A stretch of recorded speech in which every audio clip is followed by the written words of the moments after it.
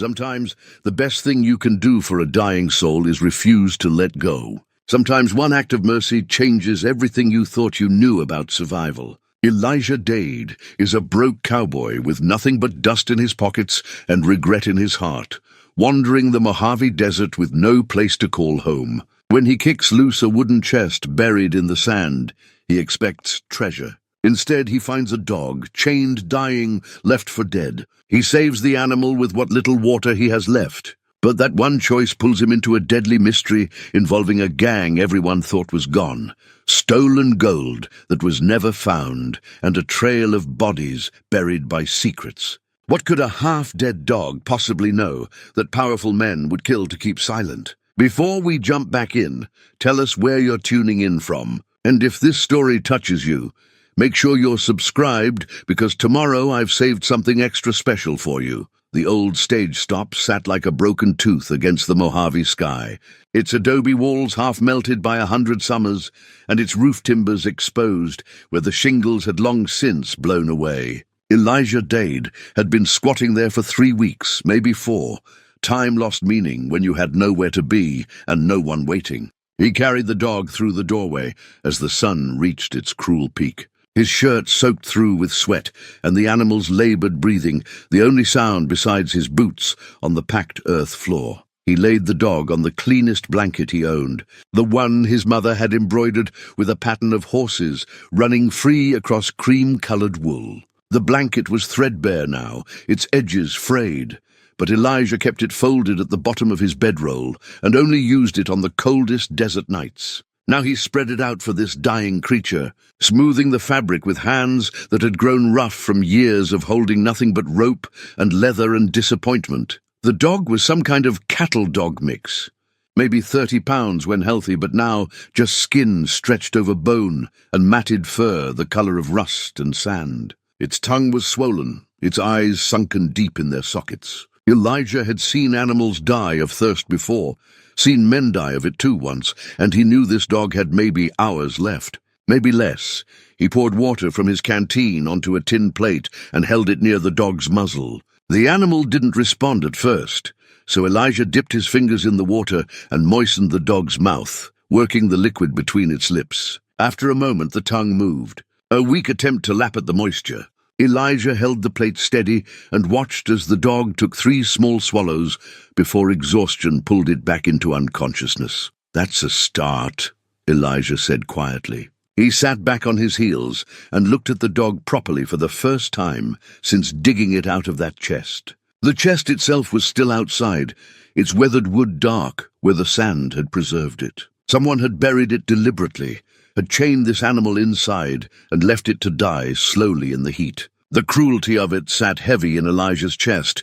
He'd known cruelty before, had felt its weight when the bank took his family's ranch 6 years ago, when his father had stood in the yard watching strangers drive fence posts into land that had belonged to the Dades for 3 generations. His father had died that winter, and Elijah always wondered if it was the cold that killed him or the breaking of his heart. Either way, Elijah had been alone ever since, drifting from ranch to ranch, working when he could find work, sleeping rough when he couldn't.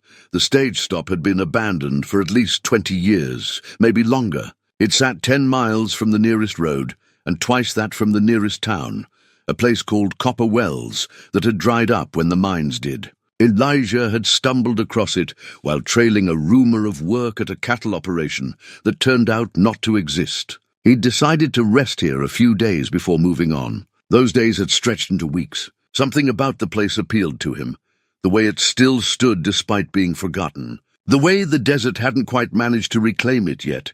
Now he had a reason to stay a while longer. He checked his water supply. 2 canteens, both half full. A 3rd canteen buried in the sand outside, his emergency reserve. Maybe 3 days' worth if he was careful, less if he was sharing with the dog. There was a dried spring about 6 miles northwest. He'd found it on his 2nd day, but the walk there and back took most of a morning. He'd need to make that trip tomorrow. Elijah stood and moved to the corner where he kept his possessions. Everything he owned fit in a single leather saddlebag that had belonged to his father.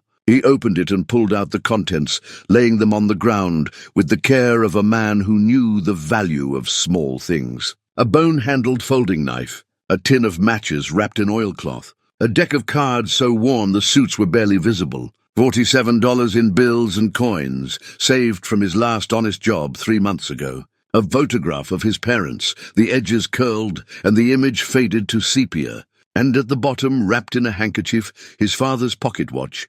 He unwrapped the watch and held it in his palm. The silver had tarnished to a dull grey, and the glass face was cracked across the middle, but Elijah had never tried to fix it or sell it. The watch had stopped at 3:47, the exact time his father had been told the bank was foreclosing. Elijah had been there that day, had seen his father check the watch and watched it slip from his fingers to shatter on the porch steps. His father had picked it up without a word, wound it once and put it in his pocket. It never ran again. Elijah held the watch to his ear out of habit, knowing he'd hear nothing. Then he wrapped it carefully and placed it back in the saddlebag. Some things you carried, not because they worked, but because they reminded you of what mattered. He returned to the dog and checked its breathing. Shallow but steady. The animal's ribs rose and fell with determined rhythm, and Elijah felt something shift in his chest, a small warmth he hadn't felt in a long time. Hope, maybe, or just the satisfaction of keeping something alive that the world had tried to kill. The afternoon wore on. Elijah sat with his back against the wall, hat pulled low over his eyes, listening to the dog breathe and to the wind moving sand against the outside walls. He dozed, but lightly, the way a man learned to sleep when he'd been alone too long. Every hour or so he woke and gave the dog more water, and each time the dog drank a little more. As the sun dropped toward the western hills, painting the desert in shades of copper and gold, the dog opened its eyes. Elijah happened to be looking right at it when it happened. The eyes were brown, darker than the desert sand, and they fixed on Elijah with an intensity that seemed impossible for an animal so close to death. "Hey there," Elijah said softly. "Welcome back." The dog didn't move, just kept watching him with those steady eyes. Elijah poured more water and brought it closer. This time, the dog lifted its head slightly and drank on its own, taking 6 full laps before resting again. "Progress. You're a fighter," Elijah said. "That's good. You're going to need that." He had some jerky in his bag, the last of what he'd bought in Copper Wells, and he tore off a small piece, softening it with water before offering it to the dog. The animal sniffed it, took it carefully between its teeth and ate with the slow deliberation of the very hungry. Elijah gave it one more piece and then stopped. Too much food too fast could be as dangerous as none at all. As darkness fell, Elijah lit a small fire in the crumbling hearth, using the last of the mesquite he'd gathered days ago. The flames threw dancing shadows on the walls, and the dog watched the light with what might have been contentment, or might have been simple exhaustion. Elijah boiled water and made weak coffee from grounds he'd already used twice before. He sat drinking it, feeling the warmth spread through his chest, and talked to the dog in a low voice. "I had a dog once," he said. "When I was a boy, she was a healer, blue and white, smartest animal I ever knew. She lived 14 years and died in her sleep on the porch where she'd spent every summer of her life. My father buried her under the cottonwood tree by the creek. I wonder sometimes if that tree's still there. If any of it's still there." The dog's eyes tracked him as he spoke, and Elijah found it comforting to have something living to talk to, even if it couldn't answer. "I don't know why someone did this to you," he continued. "Don't know what you saw or what you know, but I can tell you this, whoever did it was a coward. Takes a special kind of meanness to chain up an animal and leave it to die slow." He finished his coffee and set the cup aside. The fire burned low, just embers now, but Elijah didn't add more wood. Tomorrow he'd need to find more fuel, along with water and food. The list of necessities was always longer than the list of solutions, but that was nothing new. Before sleeping, he examined the dog more carefully. The animal tolerated his touch, too weak to protest, or maybe sensing he meant no harm. The fur was matted with sand and dried blood in places, abrasions from the wooden chest, maybe from struggling against the chains. Elijah found the collar, a thick leather band with a heavy buckle. He started to remove it, thinking it might be more comfortable for the dog, but something made him stop. There was a mark on the collar. He carried it closer to the fire's dying light. Burned into the leather was a symbol, a scorpion, its tail curved in a striking position. And below it, small letters he had to squint to read. Elijah sat very still, the collar in his hands, the dog watching him from the blanket. RM. He knew those initials, though it had been years since he'd heard the name spoken aloud. Reese Maddox, the Rattlesnake Mesa Gang. They'd been the most feared outlaws in this part of the territory 15 years ago, operating out of the Badlands north of here, robbing stages and supply trains, leaving no witnesses. Then they'd vanished after a payroll heist that had gone wrong somehow. Elijah had been just a young man then, working his father's ranch, but everyone had heard the stories. The gang had been gunned down by a posse, or so people said. The stolen gold had never been recovered. The case had faded into legend, one more violent chapter in the territory's bloody history, and here was their mark, burned into a dog collar, on an animal someone had tried very hard to kill. Elijah sat with that knowledge as the fire died completely and darkness filled the stage stop. He didn't sleep for a long time, just listened to the dog breathing and thought about chains and scorpions and men desperate enough to bury their secrets in the sand. He thought about the look in the dog's eyes, not just exhaustion, but intelligence, awareness. Memory of things that had happened in the dark places where violence bloomed like cactus flowers, quick and sharp and toxic. When he finally slept, he kept the collar close, and he kept his knife closer. In the morning, he would decide what to do. In the morning, he would start asking questions. But for now, in the last hours of the night, he simply watched over the dog and waited for the dawn to bring its own kind of light to whatever darkness he'd stumbled into. Outside, the desert wind whispered across the sand, erasing tracks and burying secrets deeper, the way it had done for 1,000 years. But some secrets refused to stay buried. Some secrets kept breathing, kept fighting, kept holding on against all reason, just like the dog, just like Elijah himself. 3 days passed before the merchant came. The dog was stronger now, able to stand on shaky legs and walk a few steps before exhaustion claimed it again. Elijah had named it Keeper, partly because it had kept itself alive against impossible odds, partly because something in him wanted to keep it close. The name felt right when he said it aloud, and the dog's ears had perked up at the sound. So that settled the matter. Elijah spent those 3 days nursing Keeper back toward health, rationing water and food, making the long walk to the dried spring twice to refill the canteens. He'd cleaned the dog's wounds with water he could barely spare, and fed it small portions of rabbit he'd snared in the creosote bushes behind the stage stop. Keeper ate carefully, gratefully, and those dark eyes followed Elijah everywhere with a devotion that made him uncomfortable in the way kindness always made lonely men uncomfortable. On the 3rd morning, Elijah sat cleaning the collar with a damp rag, working the sand from its crevices, examining the scorpion symbol more closely in the clear desert light. The mark was old but deliberate, burned deep into the leather, with a brand that had been made for the purpose.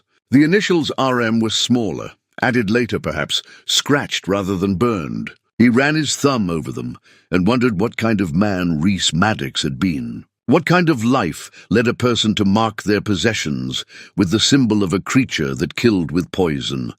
That's when he heard the wagon. Elijah stood quickly, automatically reaching for the rifle he kept near the door, an old Winchester his father had left him, well-maintained but with a firing pin that stuck sometimes when the gun got too cold or too hot. He moved to the window, keeping to the shadows, and watched as a covered wagon rolled into view, pulled by 2 tired mules and driven by a man with a grey beard and a broad-brimmed hat. A merchant, then. The kind who travelled the lonely roads between dying towns, selling supplies and buying whatever broken things people were willing to part with. Elijah had met plenty of them over the years. Some were honest, some weren't. All of them talked too much, which made them either good company or dangerous, depending on what you needed to stay secret. Keeper growled low in his throat, the first sound the dog had made beyond whimpering in pain. Elijah glanced back at him. Easy, let's see what he wants. The merchant pulled his wagon to a stop about 20 yards from the stage stop and called out in a friendly voice, "Hello, the house?" I mean no trouble. Just looking to rest my animals and maybe trade for water if you can spare it." Elijah considered this. Water was precious, but the merchant was alone, and his wagon looked legitimate, supplies visible under the canvas cover, no sign of weapons within easy reach. Besides, merchants heard things, knew things. Might know something useful about a collar with a scorpion on it. "Come ahead," Elijah called back. "Keep your hands where I can see them." The merchant climbed down from his wagon with the stiff movements of a man who'd been riding too long. He was older than Elijah had first thought, maybe 60, with a weathered face that spoke of decades under the brutal sun. He approached the stage stop with his hands raised slightly, palms out, the universal gesture of peace. "Name's Walter Hicks," the merchant said. "I appreciate the hospitality. It's a long stretch between here and anywhere else." Elijah dayed. He lowered the rifle slightly but didn't put it down. "I can spare some water for your mules. Got coffee if you want to sit a minute?" "That would be a kindness," Walter said. He glanced past Elijah into the dim interior of the stage stop. "That a dog I hear in there?" Elijah hesitated, then nodded. "I found him a few days ago, half dead." "Well, that's Christian of you, helping an animal in need." Walter's eyes were shrewd despite his friendly demeanor. "Hard to keep yourself fed and watered out here, let alone a dog." They watered the mules first. Elijah insisted on that. Having grown up with his father's rule that you always tended animals before yourself, and then went inside where Elijah boiled water for coffee. Walter sat on an old crate, his eyes adjusting to the dim light, taking in Elijah's sparse possessions with the practiced assessment of a man who'd seen poverty in all its forms. Keeper watched Walter from the blanket, no longer growling but tense, ready. Walter noticed the dog and smiled. "That's a good-looking animal." "Cattle dog?" "Some kind of mix," Elijah said. He poured the coffee into 2 tin cups and handed one to Walter. "He's been through something hard, haven't we all?" Walter said philosophically. He sipped his coffee and sighed. "That's good, real good. Been drinking my own for 2 weeks straight, and it tastes like boot leather." They sat in companionable silence for a moment. The kind of quiet that existed between strangers who understood the value of not talking just to fill space. Then Walter's eyes fell on the collar, which Elijah had left on the floor near the dog. The merchant's expression changed just slightly, a tightening around his eyes, a stiffness in his shoulders. "Where'd you say you found that dog?" Walter asked, his voice carefully neutral. Elijah met his eyes. "Buried in a chest out in the sand. Someone had chained him inside and left him to die." Walter set down his coffee cup with exaggerated care. "And that collar. You get a good look at that collar? The scorpion?" Elijah picked it up, held it where the light from the door could catch it. "And the initials. RM. I've been wondering about that." Walter was quiet for a long moment, his eyes on the collar with an expression Elijah couldn't quite read. Fear, maybe, or old anger, or both. Finally the merchant spoke, his voice low. "You ever hear of the Rattlesnake Mesa gang?" "I've heard of them. Long time ago. They're dead." "Supposed to be," Walter agreed. "Supposed to be dead 15 years now. Killed in a shootout with a territorial posse after they robbed a railroad payroll shipment. Biggest heist in these parts. 60,000 in gold coins meant for the railroad workers up north. Never recovered. The gang was wiped out, or so the story goes." Elijah waited, sensing there was more. "Reese Maddox was the leader," Walter continued. "Mean as a snake, but smart, real smart. That scorpion was his mark. He burned it into everything he owned. Saddles, bags, even his gun belt. Wanted people to know who they were dealing with." "You knew him?" Elijah asked. "Knew of him. Saw him once in Copper Wells, years before the robbery. He had a boy with him, maybe 8 or 9 years old. And a dog, not this dog, but one like it. Reese Maddox wasn't all evil, I guess. He loved that boy and that dog. Didn't stop him from killing 3 men during the payroll robbery, though." Walter stood and moved to the door, looking out at the empty desert, as if checking to make sure no one was listening. When he spoke again, his voice was even quieter. "There's been talk lately. Men asking questions in the towns looking for something, or someone. They don't say what, but they pay well for information. And they're not the kind of men you want to disappoint." He turned back to Elijah. "If I were you, I'd lose that collar. Better yet, lose the dog. Whatever that animal knows, or wherever it came from, it's connected to something people are willing to kill for." Elijah looked at Keeper, who was watching him with those steady brown eyes. The dog's tail moved slightly just once, not quite a wag but an acknowledgement. Trust maybe, or hope. Elijah had abandoned too many things in his life already. Too many places, too many promises. He'd watched his father's ranch get taken by men in suits who'd never worked a day under the sun. He'd walked away from chances at connection because he'd convinced himself he didn't deserve them. But this dog had fought to stay alive, had survived being buried, had waited in darkness for rescue that should never have come. And Elijah had pulled him out, had made a choice, maybe the first choice in years, that felt like it mattered. I appreciate the warning, Elijah said, but I think I'll keep him. Walter studied him for a moment, then nodded slowly. You're a stubborn man, Elijah Dade. Hope that stubbornness keeps you alive. He finished his coffee and set the cup down. I should move on. Got a schedule to keep, such as it is. Elijah walked him to the wagon and watched as Walter climbed up to the driver's seat. The merchant gathered the reins, then paused. One more thing. The boy, Maddox's son, his name was Clayton. No one knows what happened to him after the shootout. Some say he died with his father. Others say he got away. If he's alive, he'd be about 25 now. And if that collar belonged to his father, he might come looking for it. Walter clicked his tongue, and the mules started forward, the wagon rolling away across the sand with a creak of wood and leather. Elijah watched until it disappeared behind a rise, then turned back to the stage stop, where Keeper waited. The dog stood at the door, still shaky but stronger than before, head tilted in question. Elijah crouched down and scratched behind Keeper's ears. Looks like we've gotten ourselves into something complicated, he said. Question is, what do we do about it? As if in answer, Keeper moved to the door and looked out at the desert, toward the north where Walter had said the gang had operated. The dog whined softly, a sound that wasn't distress, but something else, urgency maybe, or memory trying to surface through trauma and time. Elijah followed the dog's gaze and saw what Keeper had already sensed. Dust on the horizon, too much dust for a single wagon. Riders, several of them moving parallel to the route Walter had taken. They were too far away to see clearly, but they were there, watching, waiting, following trails that only they understood. Elijah went inside and checked his rifle's action, made sure the firing pin moved smoothly. He had maybe 20 rounds of ammunition and his knife and his wits. Not much, but he'd worked with less. He looked at Keeper, who had followed him inside, and now sat watching him with absolute attention. All right, Elijah said quietly. You want to show me what this is about? Fine, but we do it smart. We stay alive. Deal? Keeper's tail thumped once against the floor.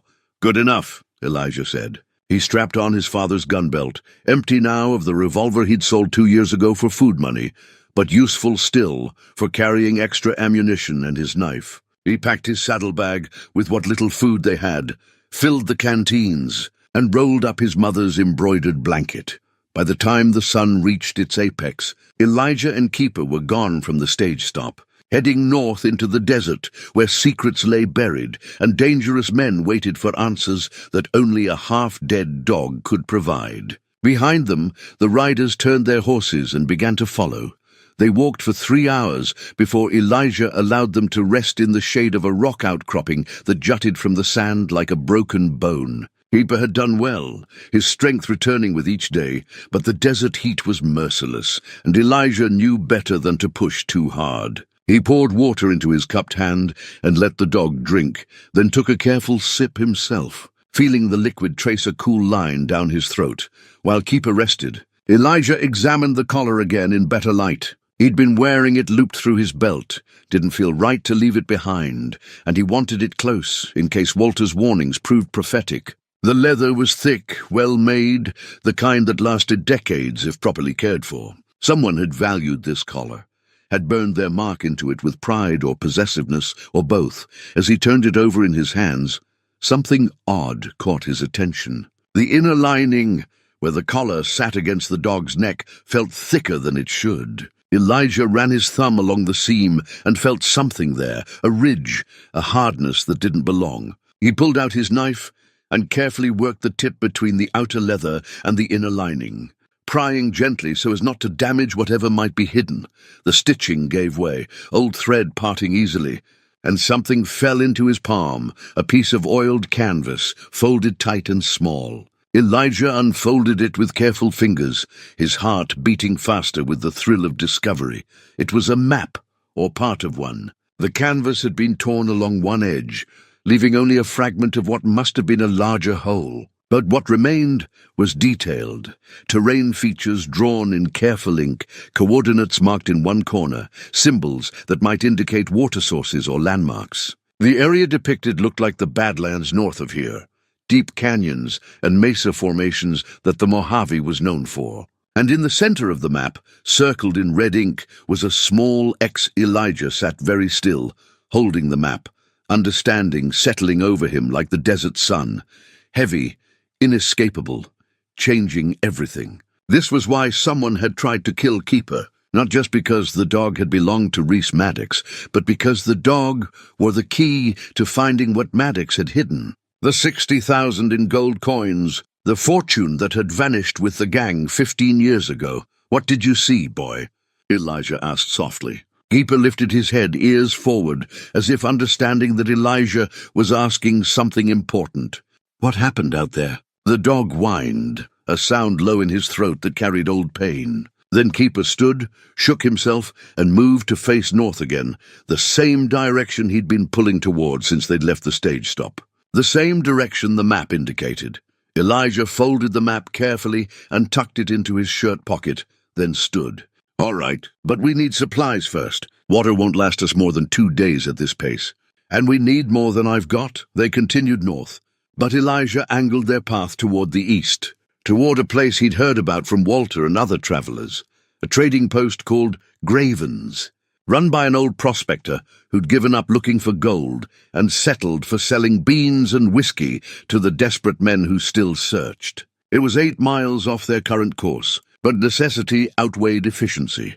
They reached Graven's as the sun began its descent, painting the sky in colors that made Elijah think of copper and rust and all the beautiful violence of desert sunsets. The trading post was just a shack with a false front, pretending to be bigger than it was, with a corral out back and a hand-painted sign that read, "Supplies, fair prices, no credit." A woman was standing outside, drawing water from a well that looked barely functional. She was maybe 40, lean and weathered in the way desert people got weathered, with dark hair pulled back severe and eyes that assessed Elijah before he'd even fully approached. She wore a split riding skirt and a man's shirt, and there was a pistol holstered at her hip. "Worn comfortable and low. We're closing soon," she said, her voice flat. Not unfriendly, but not welcoming either. "Just need water and maybe some jerky if you've got it," Elijah said. "Can pay?" The woman's eyes moved to Keeper, and something changed in her expression, a flash of recognition or surprise, there and gone so quickly Elijah almost missed it. "That your dog?" "He is now. Where'd you find him?" Elijah hesitated, weighing how much truth to offer. "Buried out in the sand. Someone had left him to die." The woman set down her water bucket and studied Elijah more carefully. "I'm Sarah Morrow. I run this place since old Graven died last winter. You got a name?" "Elijah Dade." "Dade," she repeated as if testing the word. "I knew some Dades once. Had a ranch south of Copper Wells. Good people. My father's ranch," Elijah said. "Lost it 6 years ago. I remember hearing about that." "I'm sorry." She gestured toward the door of the trading post. "Come on, then. I'll sell you what you need." Inside, the post was cramped and dim, shelves stocked with the basics: flour, coffee, canned goods, ammunition, rope. The smell of dust and old wood and tobacco lingered in the air. Sarah moved behind the counter with practiced ease, gathering supplies while Elijah counted out his money, watching his small stake shrink with each purchase. "Where you headed?" Sarah asked, her tone casual, but her eyes were sharp. "North," Elijah said, offering nothing more. "That's vague." She wrapped the jerky in brown paper, tied it with string. "Men are looking for something in the North Badlands. They come through here sometimes, asking questions. They're not pleasant men, I've heard." Sarah paused, her hand still on the counter. "That dog of yours, he belonged to someone specific, didn't he?" Elijah met her eyes, trying to read what lay behind them. "What makes you say that?" "Because 15 years ago I saw a dog that looked just like him. In this very post, back when Graven was still running it. Men came in with a boy and that dog. The man had a scorpion burned into his saddle. She leaned forward slightly. I never forgot that scorpion. The man's name was Rhys Maddox. The silence stretched between them, heavy with implication. Finally, Elijah spoke. The merchant Walter said Maddox had a son, Clayton. That's right. Boy was maybe 8 when I saw him. Sweet kid, even if his father was a killer. The boy loved that dog. Sarah's expression darkened. 3 months after I saw them here, the gang hit the railroad payroll. My husband was a guard on that shipment. They killed him in the robbery. Elijah absorbed this, understanding now why Sarah had recognized Keeper, why she'd gone still at the sight of him. I'm sorry. It was a long time ago, Sarah said, but her voice carried the kind of pain that time didn't actually heal, just made easier to carry. They said the gang died in the shootout with the posse, said Maddox was killed, the boy too, but they never found all the bodies, and they never found the gold. She pushed the supplies across the counter toward Elijah. If that dog knows where the gold is, there are men who'll kill you for it. And if Clayton Maddox is still alive, he'll come for it too. Why are you telling me this?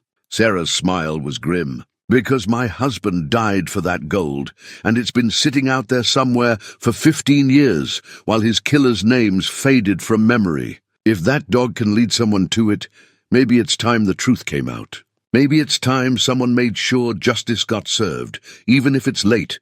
Elijah gathered the supplies, shouldering the pack. I'm not looking for justice, just trying to understand what I've stumbled into.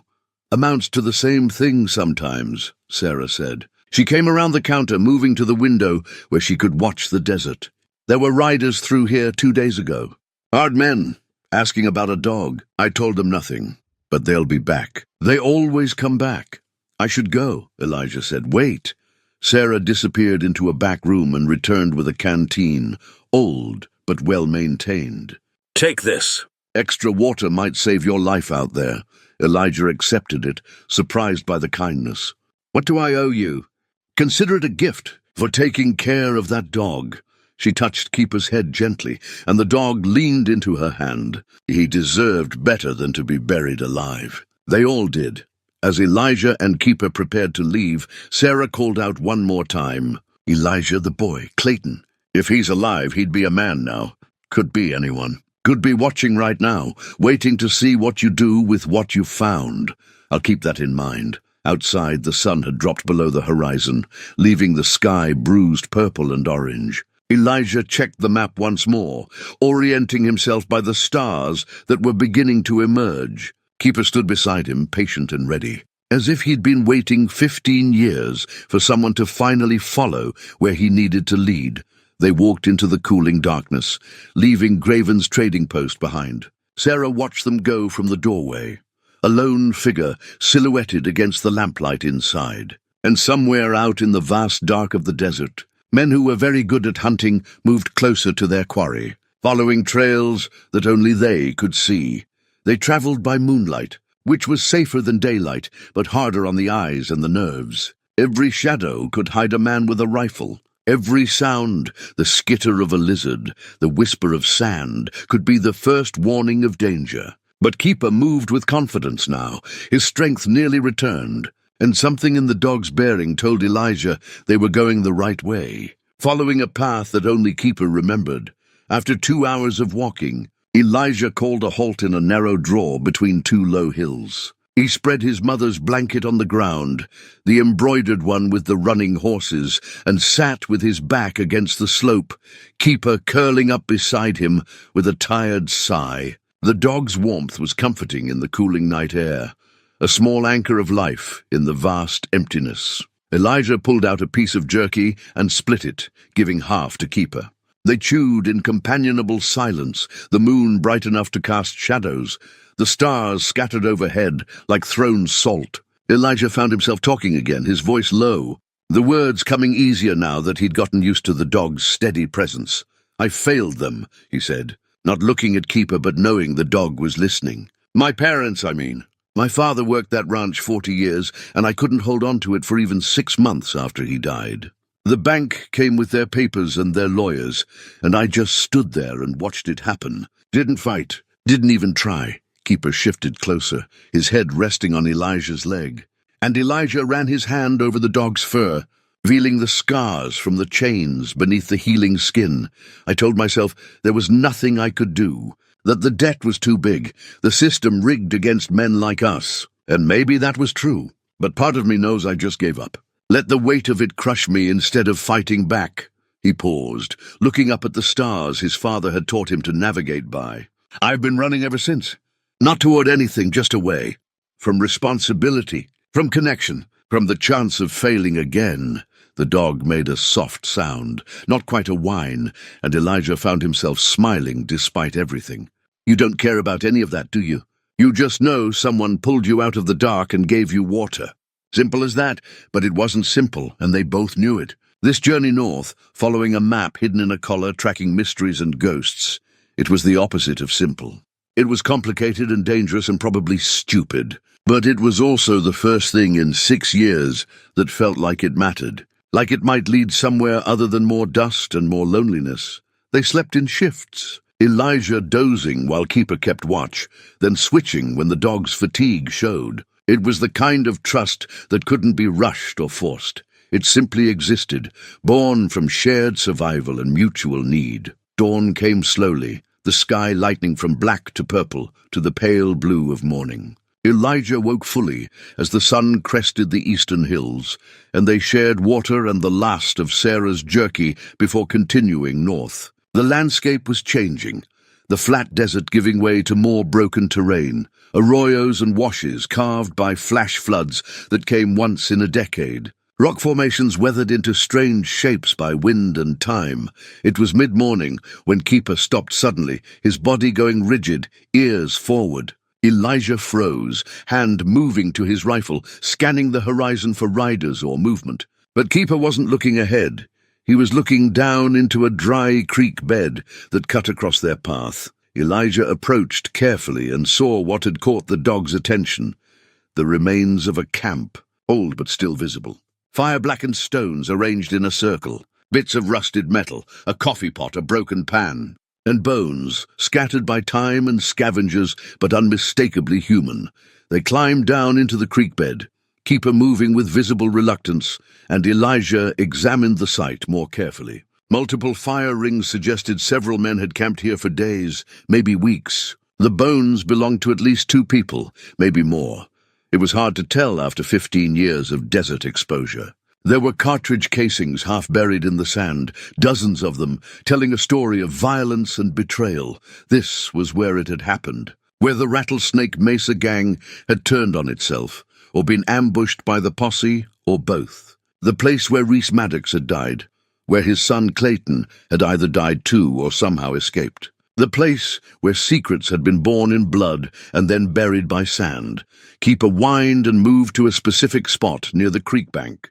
Elijah followed and found more bones, smaller, partially covered by a rock slide that had happened years ago. A child's skeleton, Clayton, or someone else caught in the violence? There was no way to know, but the sight of those small bones filled Elijah with a cold anger at the waste of it all. He was about to move on when something glinted in the sand near his boot. He crouched and brushed away the dirt, revealing a badge. Tarnished copper, the star of a deputy worn nearly smooth by time and weather. Elijah picked it up, turned it over in his hand. Why would a lawman's badge be here, at an outlaw camp? Unless the posse had tracked them here and someone had fallen. Or unless the thought came sudden and unwelcome. Unless the law had been working with the outlaws. Unless someone with a badge had betrayed their trust, had helped set up the robbery or the ambush or both. Elijah pocketed the badge and stood, looking around the old campsite with new eyes. This place held more questions than answers, and every answer he found seemed to spawn 3 new questions. But one thing was clear. The story of the Rattlesnake Mesa gang wasn't as simple as people had believed. There were layers here, complications, betrayals within betrayals. Keeper was ready to move on, his ears flat against his head, his whole body language saying he wanted to be away from this place of death. Elijah understood. The dead couldn't tell their stories, and standing here wouldn't bring them peace. They continued north, leaving the creek bed behind. following the path that keepers seemed to know by instinct or memory or whatever mysterious sense dogs possessed. The sun climbed toward noon, the heat building, and they stopped in the shade of a rock overhang to rest and drink. Elijah consulted the map again, comparing its features to the landscape around them. They were getting close to the circled X, maybe half a day's walk, if the terrain stayed manageable. That's when he noticed the tracks. Fresh ones, less than a day old, cutting across their path from the east. A single horse, moving careful and slow, stopping frequently to look at the ground. Someone was following them, had been following them probably since they'd left Graven's trading post. Elijah felt a chill despite the heat. He checked his rifle, made sure a round was chambered, and scanned the area around them. Nothing moved in the shimmering distance, but that meant little. A good tracker could stay hidden while keeping their target in sight. Could move when the target moved and disappear when they stopped. He thought about Sarah, about the way she'd looked at Keeper, the way she'd given him the extra canteen. Had she followed them? Was she out here somewhere, driven by her own need for closure about her husband's death? Or was it someone else, one of the hard men asking questions in the towns, or Clayton Maddox himself if he still lived? "We need to be smart about this," Elijah told Keeper. "Someone's tracking us, and I don't know their intentions." They moved more carefully after that, using terrain for cover, doubling back occasionally to check if the tracks continued. They did, always the same horse, the same patient pursuit. Not closing in for confrontation, but not giving up either. Watching, waiting. For what? Elijah couldn't say. Evening found them in a canyon system that matched the map's description. High walls of red rock, narrow passages, places where water collected after the rare rains. Keeper led them to one such pool, still damp from a storm that must have passed through weeks ago, and they both drank gratefully, filling the canteens while they had the chance. As darkness gathered, Elijah found a defensible position between two large boulders and made a cold camp. No fire, no light, nothing to give away their position. He wrapped himself in his mother's blanket, its familiar horses seeming to run even in the moonlight, and Keeper pressed against him for warmth. "Tomorrow we reach it," Elijah said quietly. "Whatever's marked on that map, the gold or the truth or just more death. We'll see it tomorrow." Keeper's tail moved once in acknowledgement, and somewhere in the darkness, maybe 100 yards away or maybe much closer, someone else settled in for the night, watching the place where Elijah and the dog had disappeared, waiting for morning to continue their own patient hunt. The desert held its secrets close, but dawn always came eventually, and with it the reckoning that all secrets feared. Dawn broke harsh and bright, the sun climbing fast and burning away the cool mercy of night. Elijah woke with Keeper's low growl vibrating against his ribs, a sound that meant danger, immediate and close. He stayed absolutely still, his hand finding the rifle, eyes scanning without moving his head. 3 riders, maybe 400 yards out, coming from the south, moving slow but purposeful through the canyon. They weren't trying to hide anymore. They knew where Elijah was, or thought they did, and they decided patience no longer served them. Elijah could see the glint of rifles across their saddles, the deliberate way they spread out to cover more ground. "Time to move," Elijah whispered. He rolled up the blanket fast, shouldered his pack, and followed Keeper deeper into the canyon system, where the walls narrowed and the shadows still held some coolness. Behind them he heard a shout. They'd been spotted. The sound of hooves on stone echoed between the rock walls, amplified and distorted, making it hard to judge distance. Keeper ran now, not the exhausted stumble of a dying animal, but the focused flight of a creature that knew these canyons, that remembered them from before. Elijah followed, his boots slipping on loose rock, his breath already coming hard in the thin air and rising heat. The canyon twisted left, then right, then split into 3 branches. Keeper took the middle path without hesitation, leading them up an incline that grew steeper with every step. Gunshots cracked behind them, not close, but close enough. The riders were pushing hard, sensing their quarry was cornered. Elijah risked a glance back and saw them at the canyon split, dismounting now because the horses couldn't navigate the narrow passage ahead. 3 men, not 4. Hard-faced men with the look of professionals.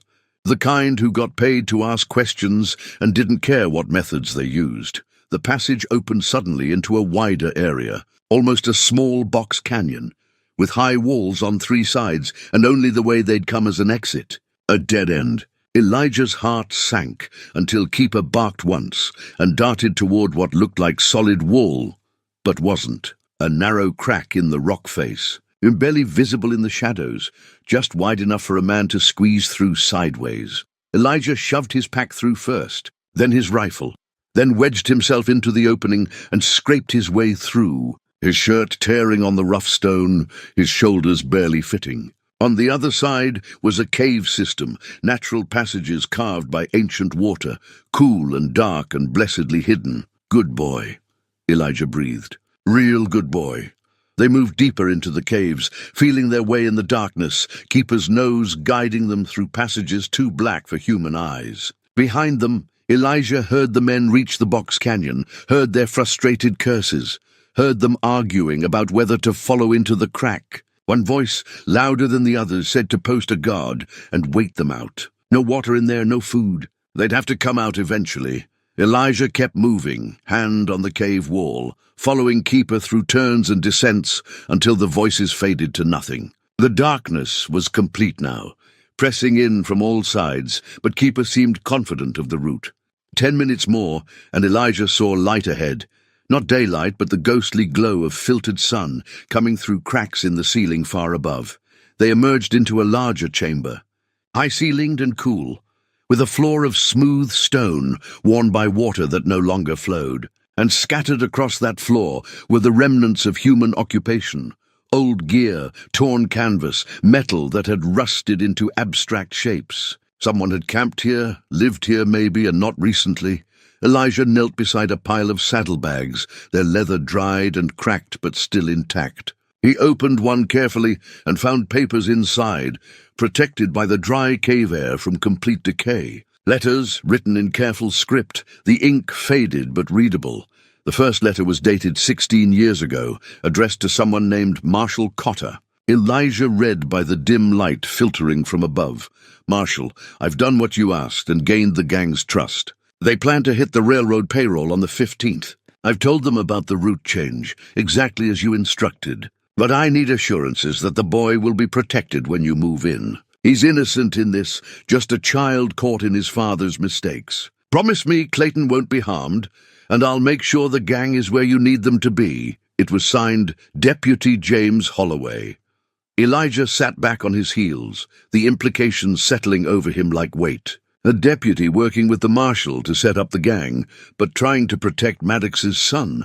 An inside man feeding information to both sides, caught between duty and conscience. He read another letter, this one written days later. Marshal, they know. I don't know how, but they know I'm working with you. Maddox confronted me last night. He's moved the camp, changed the plans. Says the railroad hit is still on, but he won't tell me when or where. I'm writing this in case I don't make it back. If something happens to me, find Clayton. He's just 8 years old. Get him away from all this.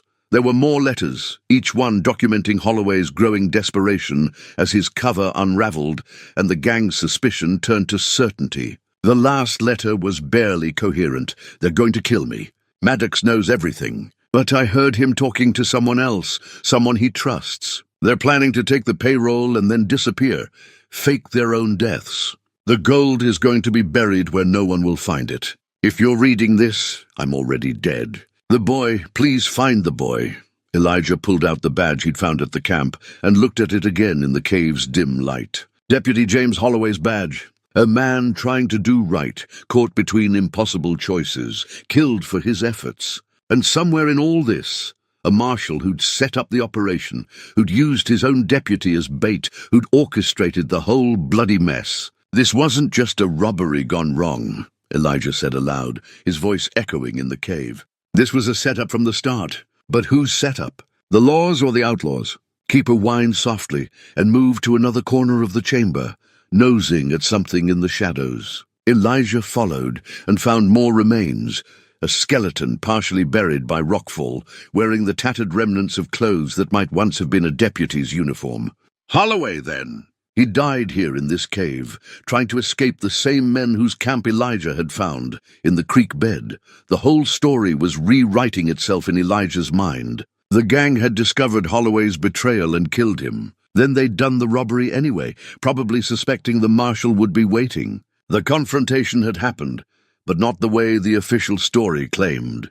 There had been betrayal within betrayal, violence within violence, and at the center of it all, 60,000 in gold coins that had vanished as completely as morning dew under the desert sun. And young Clayton Maddox, just a boy with his father's dog, had been there for all of it. Elijah searched the rest of the chamber systematically, finding more evidence of the gang's presence. Food tins, ammunition crates, a torn bedroll, and beneath a flat stone, as if hidden deliberately, a small metal box. Inside the box was a photograph, worn and faded, but still clear enough to see. A man with hard eyes and a scorpion tattoo visible on his forearm stood beside a young boy, maybe 8 years old, with a dog at their feet. The same dog, or its ancestor, keeper, father and son. The last picture taken before everything fell apart. Elijah slipped the photograph into his pocket, alongside the letters. Evidence, or maybe just memories. Either way, they deserved to see light again, to tell their story, even if everyone in the photograph was long dead. A sound from the passage behind them. Voices, distant, but getting closer. The men had decided to follow after all, or more had come, squeezing through the crack to search the caves. Elijah couldn't tell how many or how close, but Keeper's ears were flat against his head, his body tense. "Can you get us out of here?" Elijah asked. Keeper moved to the far side of the chamber, to what looked like a solid wall, but wasn't.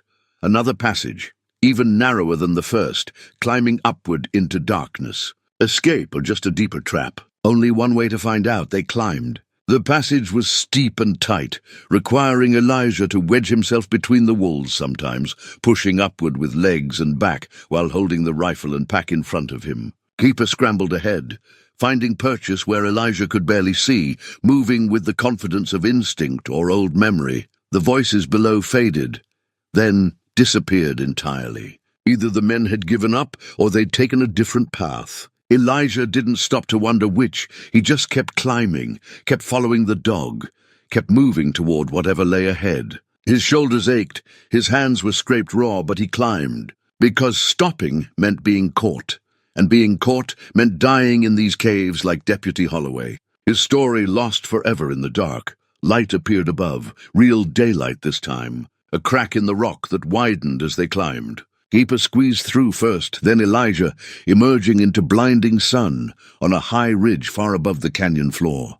They'd come out half a mile from where they'd entered, with the canyon system spread below them like a map drawn in stone, and in the distance, visible now from this height, Elijah saw it, a mesa rising from the Badlands, its top flat and broad, with formations that matched the symbols on his torn map.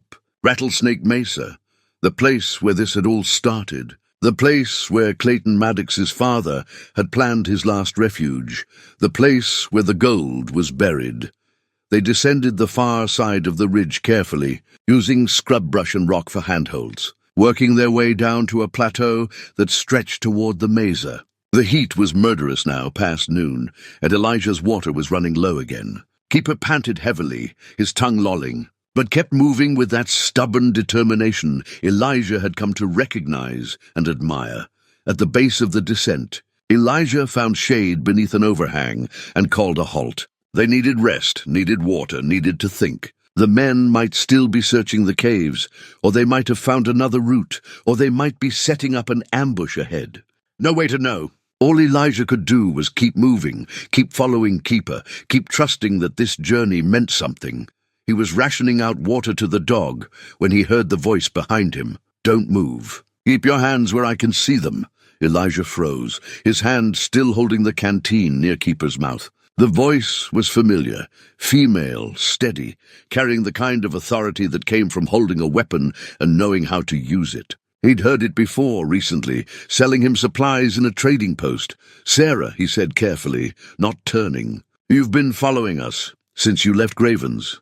She moved into his peripheral vision, keeping her distance, a pistol trained on his center mass. "I told you I wanted justice." I meant it. So you tracked us. Through the desert, through the canyons. That was you leaving the prince. I learned tracking from my husband. He was good at it. She came closer but kept the gun level. I saw those men chase you into the caves. Thought maybe they'd killed you. I'm glad they didn't. Glad enough to point a gun at me. Just being careful. I don't know what you found in those caves. Don't know if it changed you. She paused. Did it? Did you find the gold? Elijah turned slowly, keeping his hands visible. Sarah looked worn, dusty, tired, her clothes torn from pushing through the scrub, but her eyes were clear and her grip on the pistol was steady. Keeper growled low, protective, but Elijah put a hand on the dog's head to quiet him. I found letters, Elijah said, from a deputy named Holloway. He was working both sides, with the gang and with a marshal, trying to protect Clayton Maddox, trying to do the right thing. They killed him for it. Sarah's expression shifted, something like pain crossing her face. James Holloway. I knew him. He came through Graven's sometimes, bought supplies, seemed like a decent man. She lowered the gun slightly. What did the letters say? That the whole thing was a setup. That the law knew about the robbery beforehand, because Holloway told them. But something went wrong. The gang found out about Holloway, changed their plans. Then everyone died, or disappeared, and the truth died with them. Except for the dog, Sarah said quietly. She holstered her pistol and moved closer, crouching to look at Keeper properly. The dog sniffed her hand, remembering her from before, accepting her presence. He was there. He saw everything. That's why someone tried to kill him.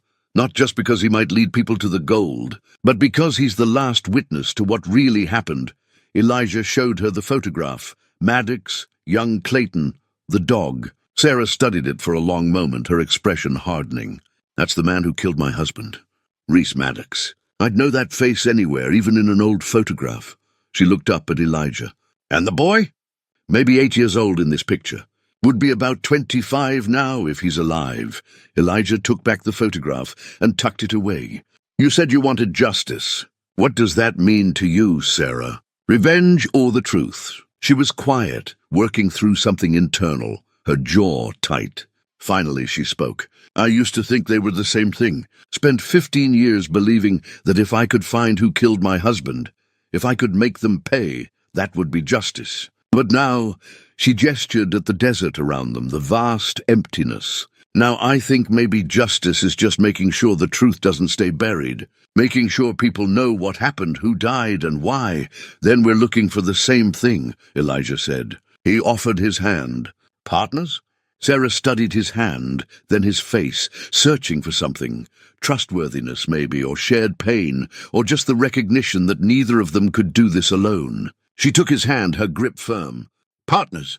But if we find that gold, it doesn't belong to us. It belongs to the people it was stolen from.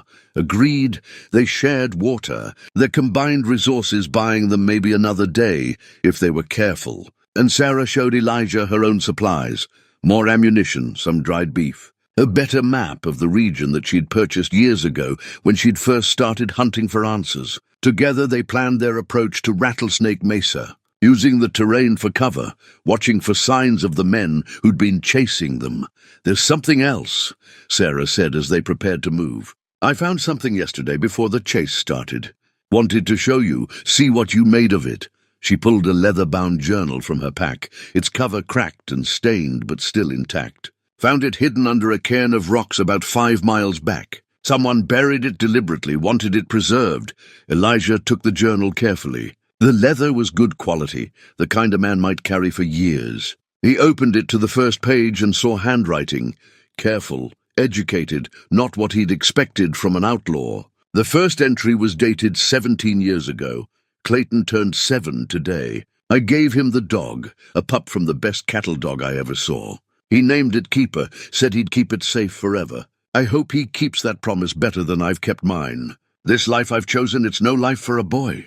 But I don't know any other way to provide for him. His mother's been dead 3 years now, and I'm all he has. That's a weight that gets heavier every day. Elijah read on, Sarah looking over his shoulder. The journal chronicled Reese Maddox's life, not just the robberies and violence, but the doubts, the regrets, the love for his son that ran through every page like a thread of gold in dark stone. Maddox had been a complicated man, not the simple villain the stories painted. Halfway through the journal, the entries grew darker. The men are getting restless. They want bigger scores, more violence. I've tried to keep us focused on supply trains and stagecoaches. Take the money, no killing. But some of them don't see it that way. Had to stop one of them from shooting a driver yesterday. This can't last. I need to get Clayton away from this before it all falls apart. And later, I've made a decision. One last job, the railroad payroll. 60,000, enough to set Clayton up for life. Send him to school back east, give him a chance at something better. Then I'm done. I'll turn myself in if I have to, face whatever punishment comes. But Clayton will be safe and provided for. I've scouted a place to hide the gold, on the mesa where we used to camp when he was small. If anything happens to me, the dog will know the way. Keeper always remembers.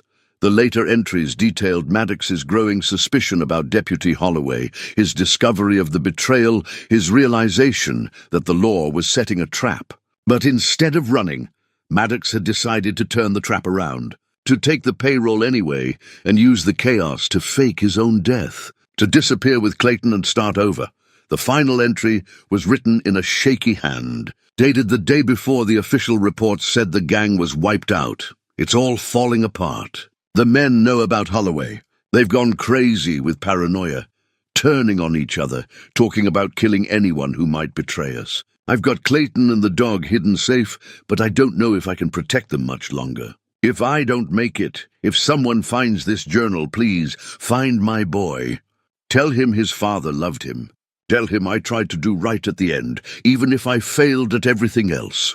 Elijah closed the journal slowly, feeling the weight of it, not just the physical weight, but the emotional burden of a father's desperate love and ultimate failure. He looked at Keeper, understanding now why the dog had been buried, why someone had wanted him dead. Keeper wasn't just a witness. He was Maddox's insurance policy, the living map to the hidden gold, trained to lead Clayton back to it when it was safe. But something had gone wrong. Clayton had disappeared or died or been taken, and Keeper had ended up in someone else's hands, someone who'd kept him all these years, maybe not knowing what the dog represented. Until recently, when questions started being asked and old secrets began to surface. "Clayton's alive?" Sarah said quietly. "He has to be. Otherwise, why would anyone care about the dog now, 15 years later? Unless someone else figured out what Keeper knows," Elijah countered. "Someone who wants the gold and knows the dog can lead them to it. Either way, we're walking into something complicated." Sarah checked her pistol, a gesture that was becoming habitual. "Men are hunting us. Clayton might be hunting us, and we're hunting a fortune that's been lost for 15 years. Not great odds." "No," Elijah agreed. "But we're still here, still moving forward. Why?" Sarah asked, and it was a genuine question, not rhetorical. "Why not just walk away? The gold isn't yours. The truth isn't your responsibility. You could take the dog and disappear into some other territory. Live whatever life you've been living." Elijah thought about that, about the stage stop where he'd been squatting, about the years of drifting, about his father's broken watch stopped at 3:47. "Because I'm tired of walking away, tired of letting things happen to me instead of choosing what I do. This," he gestured at the mesa ahead, at Keeper, at the journal. "This is the first thing in years that feels like a choice. Like I'm moving toward something instead of running from it." Sarah nodded slowly. "I understand that." She stood and shouldered her pack.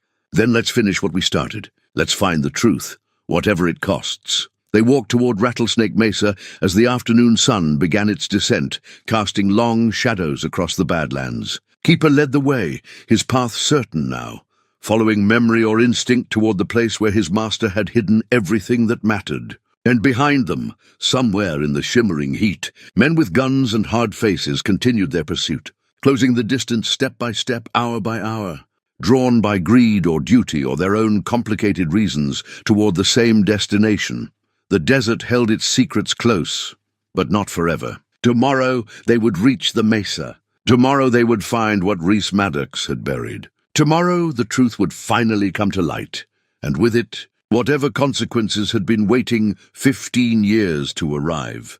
They camped that night in the shadow of Rattlesnake Mesa, close enough now that Elijah could see the ancient petroglyphs carved into its base, spirals and animal figures left by people who'd walked this land long before outlaws and gold and violence had marked it. He and Sarah took turns on watch, neither fully trusting the stillness of the desert, both aware that being this close to their destination made them vulnerable. Dawn came cool and clear. The sky, that particular shade of blue that promised heat later but offered mercy now. They shared the last of their water and the remaining food, preparing for what they both knew would be a difficult climb to the mesa's top. Keeper was alert, his tail high, body language speaking of recognition and anticipation. They were checking their gear when the voice called out from behind a rock formation about 50 yards away. "That's far enough.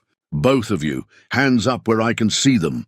A man emerged from cover, tall and lean with sandy hair and a face that had seen sun, but not hardship, the face of someone who ate regularly, who had shelter, who lived a life one step removed from the desperate men who drifted through the territories. He wore a long coat despite the warming day, and on his chest, catching the morning light, was a sheriff's badge. "I'm Sheriff Clayton Reed from Copper Wells," the man said, his voice carrying authority and practiced calm. "I've been tracking those men who chased you yesterday. Lost them in the canyon system, but I figured they'd end up here eventually." He gestured at the mesa.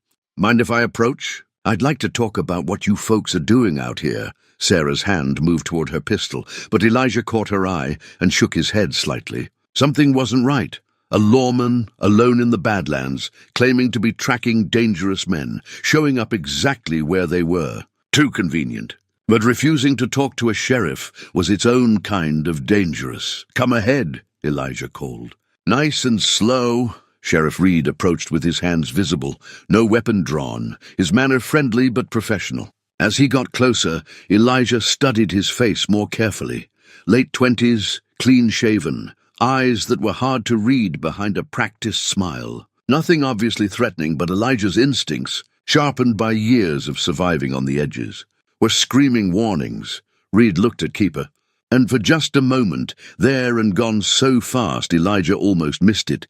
Something flashed across his face, recognition, pain, longing. Then it was gone, replaced by professional interest. "That's an interesting dog you've got," Reed said. "Looks like he's been through some trouble." "Found him buried in a chest," Elijah said, watching Reed's reaction carefully. "Someone had chained him inside and left him to die." "You know anything about that, Sheriff?" "Can't say I do." Reed's tone was smooth, concerned. "But I've been hearing reports of unusual activity in this area. Men asking questions about a dog matching that description. Men who aren't from around here and don't seem to have legitimate business." He paused. "Mind telling me what you're doing at Rattlesnake Mesa?" "It's pretty far from anywhere," Sarah spoke before Elijah could answer. "We're looking for answers. About the Rattlesnake Mesa gang, about the gold that was never recovered." Reed's expression didn't change, but something in his posture shifted, a subtle tensing, like a man preparing for violence or revelation. "That's old history. 15 years old. Everyone involved is dead. Are they?" Elijah pulled out the photograph. Maddox, the boy, the dog. He held it where Reed could see it. "This is Reese Maddox with his son Clayton and their dog. The same dog, or one that looks remarkably similar to the one standing right here." Reed stared at the photograph, and now his mask slipped completely. His jaw tightened, his eyes went distant, and when he looked at Keeper again there were tears threatening to break through years of careful control. He reached out slowly, as if to touch the dog, and Keeper's reaction was immediate. The dog lunged forward, tail wagging frantically, a whine of pure joy escaping his throat. The reunion was unmistakable. Keeper knew this man, loved this man, had been waiting 15 years to see him again. "Hello, boy," Reed whispered, his voice breaking. He dropped to his knees, and Keeper was all over him, licking his face, pressing against him, making sounds that were part cry and part celebration. Reed wrapped his arms around the dog and held on like a drowning man, clutching driftwood. "I thought you were dead. I thought, God, I looked for you everywhere." Elijah and Sarah exchanged glances, both understanding simultaneously. Sarah's hand moved back to her pistol, but Elijah stopped her again with a subtle gesture. "Let this play out. See where it led. After a long moment, Reed stood, wiping his eyes, trying to regain his composure. His professional mask was gone now, replaced by something rawer and more honest, or something that looked honest, which wasn't the same thing. "You're Clayton Maddox," Elijah said. It wasn't a question. Clayton Reed now. I changed my name after everything. He looked at them both, seeming to assess how much to reveal. My father's name was Poison. I couldn't carry it anymore. But yes, I'm Clayton Maddox. And that dog... He touched Keeper's head gently. That's my dog. Has been since he was a puppy. I gave him to my father because Dad was alone out here so much, but he was always really mine. Tell us what happened, Sarah said, her voice hard. 15 years ago. The truth. Clayton was quiet for a moment, his hand still on Keeper's head, his eyes distant with memory. My father was trying to get out, trying to end the life he'd been living and give me something better. He planned one last robbery, the railroad payroll, but he knew the law was watching. He knew about Deputy Holloway, had figured out the betrayal, so he changed the plan. He sat down on a rock, Keeper pressed against his legs, and continued. We were supposed to take the gold and disappear. My father had it all worked out. Fake his death in the shootout, get me to safety, hide the gold until things cooled down. But the gang found out what he was planning. They thought he was going to take it all and run, leave them with nothing. So they turned on him. In the creek bed, Elijah said. We found the camp. The bones. Yes, they killed him there. I watched from where he'd hidden me. Watched them shoot him, watched him fall. Clayton's voice was flat now, emotionless in the way of trauma long buried. They were going to kill me too, but Keeper attacked them. Gave me time to run. I was just a boy. I ran and ran until I couldn't anymore. By the time I got back, everyone was dead. The gang, the posse that showed up, everyone. And Keeper was gone. You became a lawman, Sarah said. Why? Because I wanted to be nothing like my father. Wanted to prove I could choose a different path. Clayton looked at her directly. I know who you are, Mrs. Morrow. I know your husband died in the robbery. I'm sorry. If my father hadn't... He stopped, shook his head. I can't change the past. I've tried to make amends through the work I do. But it's never enough. Sarah's face was hard to read. Anger, sorrow, understanding, all mixed together.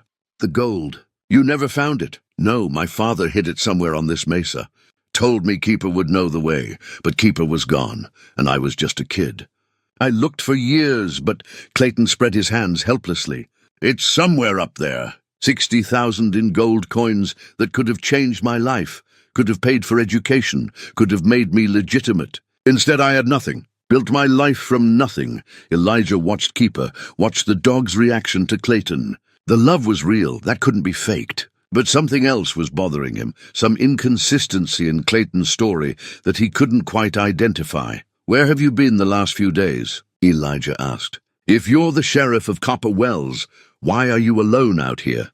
Clayton's expression shifted, something calculating entering his eyes. Following leads. The men who buried Keeper, I've been tracking them. I heard rumors the dog had been found, started investigating, and the men who chased us yesterday, you said you were tracking them. I was. They work for... Clayton paused, seemed to reconsider his words. They work for people I owe money to. Gambling debts. I made mistakes, bad mistakes, and now I'm in deep. The gold is my only way out. There it was. The truth underneath the reformed outlaw story. Clayton Reed wasn't looking for closure or justice. He was looking for salvation from his own demons, his own failures. The cycle of desperation his father had lived through was repeating in the son. Sarah saw it too. Her hand was fully on her pistol now. You buried the dog. It was you. Clayton stood slowly, his hand dropping toward his hip where his own gun rested. Keeper, caught between his two loyalties, his old master and his new one, whined in confusion. I didn't want to, Clayton said, his voice taking on a desperate edge. But I needed to make sure no one else found the gold. I thought Keeper would die quickly, painlessly. I couldn't shoot him, couldn't do that. So he stopped, seeing the disgust on their faces. You don't understand. I'm drowning in debt. They'll kill me if I don't pay. The gold is the only thing that can save me. So you'd murder your own dog for it. Elijah's voice was cold. Chain him in a box and leave him to suffer? I'm sorry. Clayton's composure shattered completely. I was desperate. I'm desperate. Please." He looked at them both, then at Keeper. "Please help me find it. We can split it 3 ways. You've come this far, you deserve a share. Just help me find what my father hid." "No," Sarah said flatly. "That gold belongs to the railroad, to the families of the men who died protecting it, including my husband." Clayton's expression hardened. His hand moved to his gun. "Then I can't let you stop me. I'm sorry, but I can't. I've come too far, lost too much." The standoff was sudden and absolute, Clayton with his hand on his weapon, Sarah with hers already drawn, Elijah calculating distances and odds, and the likelihood that all 3 of them would die in the next 10 seconds. And Keeper, standing between them, looking from one person to another, his simple dog's heart breaking under the weight of human complications. "Don't do this, Clayton," Elijah said quietly. "Don't become the thing you spent your life trying not to be." For a moment, it could have gone either way. Then Clayton drew his weapon, and Sarah fired. The shot missed. Sarah was a good shot, but shooting to stop, not kill, and the bullet sparked off the rocks behind Clayton. He fired back, his shot going wide as well, and Elijah tackled Sarah behind cover as more shots followed. Keeper barked frantically, caught in the middle, and then ran. Not away, but up. Up toward the mesa, toward the place his original master had sent him to remember. Toward the buried secrets that had cost so many people so much, and all 3 of them, despite the gunfire and anger and betrayal, turned to follow. Because the dog knew, had always known, and after 15 years of waiting, Keeper was finally going home.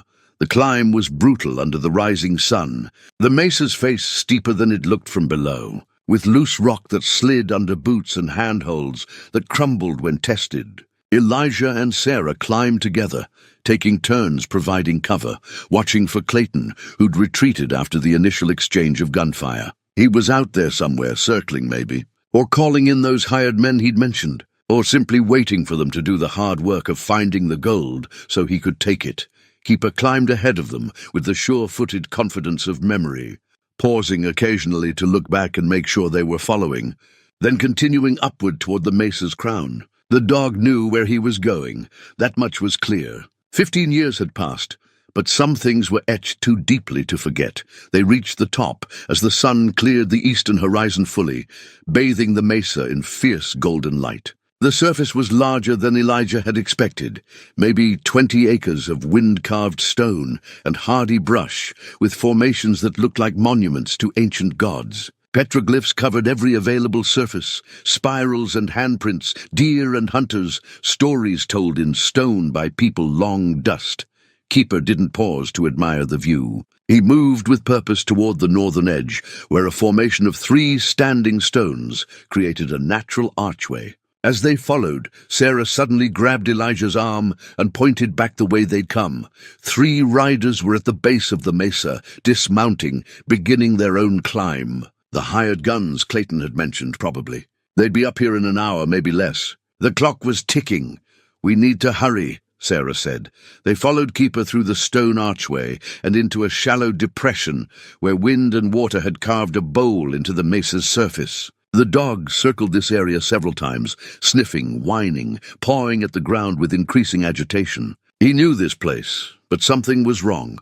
Something had changed or been moved or was simply too deep to reach. Elijah scanned the area, looking for signs of disturbance, for anything that might indicate where Maddox had hidden his fortune. The rock was solid here, no caves or obvious crevices, just the weathered surface of ancient stone. If the gold was buried somewhere, it would take tools and time they didn't have. "There has to be something," Sarah said, circling the depression. "A marker, a sign. Maddox wouldn't have trusted just the dog. What if Keeper had died? There'd need to be a backup way to find it." Keeper had stopped his frantic searching and was sitting in the exact center of the depression, looking at Elijah with those steady brown eyes. Not begging, not demanding, just waiting for the human to understand what the dog already knew. Elijah approached slowly and knelt beside Keeper. "What is it, boy? What are we missing?"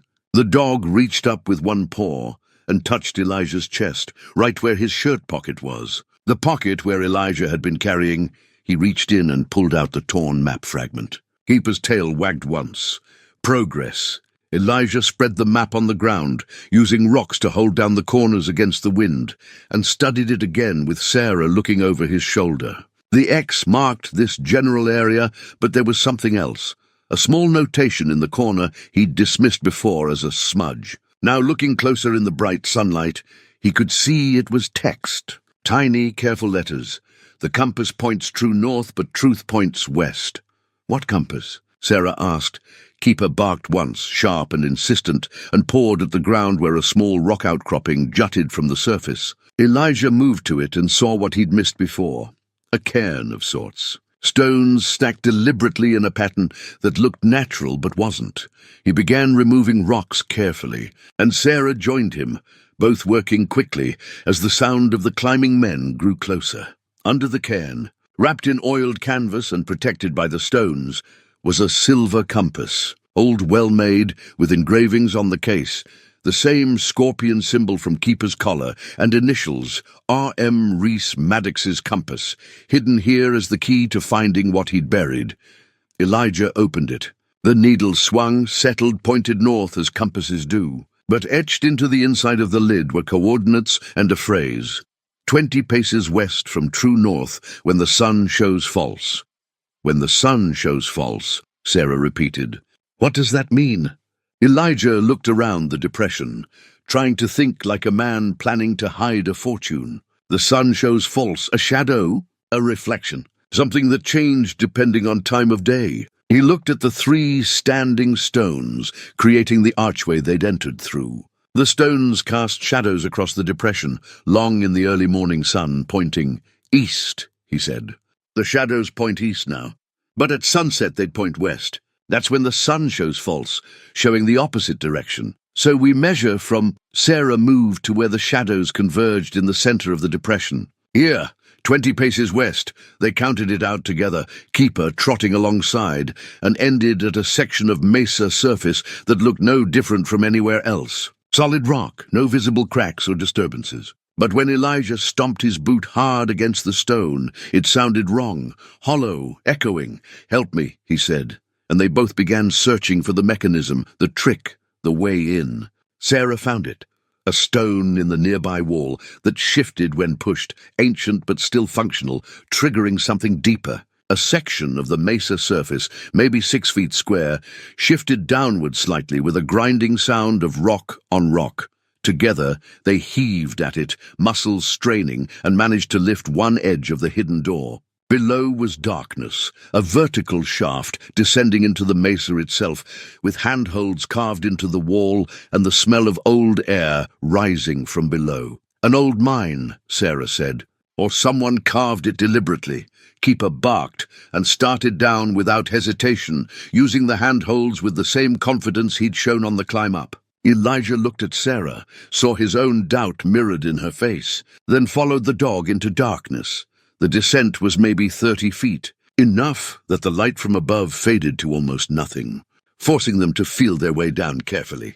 At the bottom, Elijah's boots hit level ground, worked stone, smoothed by tools, leading deeper into the mesa. He could hear Sarah above him descending and Keeper ahead, the dog's claws clicking on stone. The passage opened into a chamber, and here there was light, a natural shaft somewhere above that let in enough sun to see by. And there, stacked against the wall in neat rows, were crates marked with the railroad company's logo.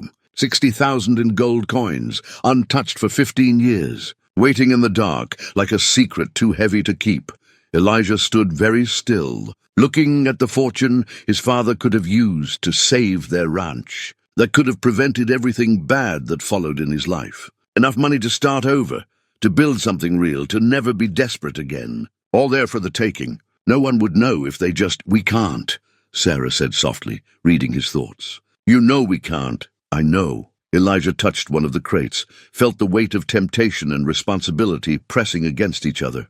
But God, it's hard. It would be so easy to just take it and walk away. Let the past stay buried. Would it? Would it be easy? Sarah moved beside him, her hand finding his shoulder. You'd know. Every time you spent a single coin, you'd remember the men who died for this. My husband, Deputy Holloway.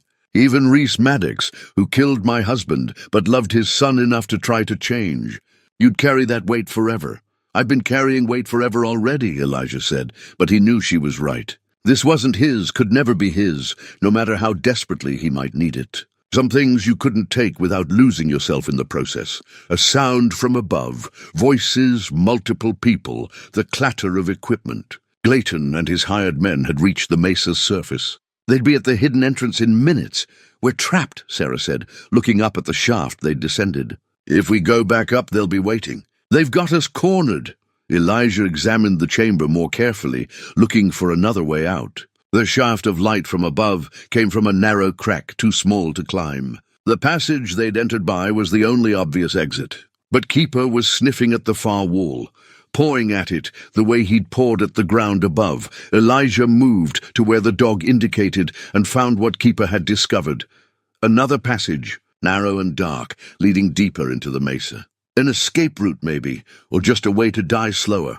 Either way, it was better than waiting to be shot. We need to block the entrance, Elijah said, thinking fast.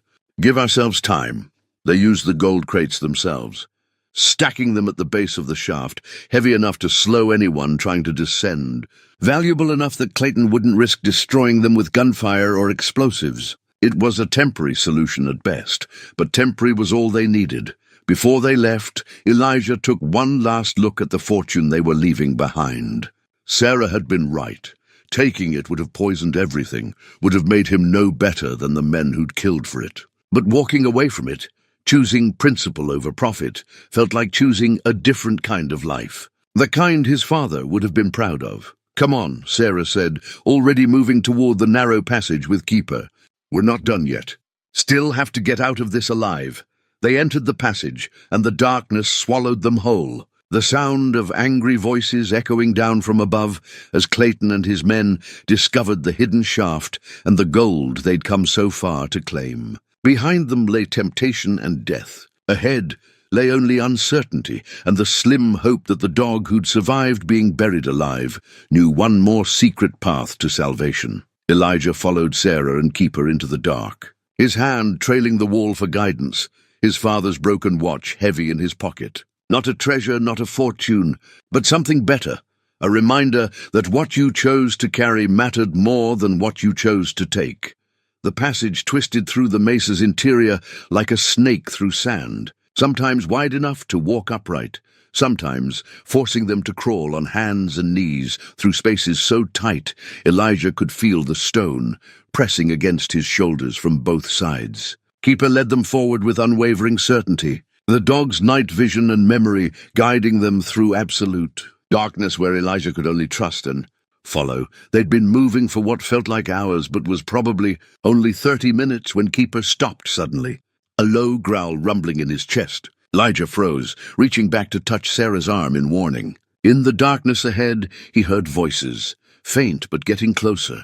Clayton and his men had found the passage, were following them through the mesa's heart. Keep moving, Sarah whispered. We can't let them catch us in here.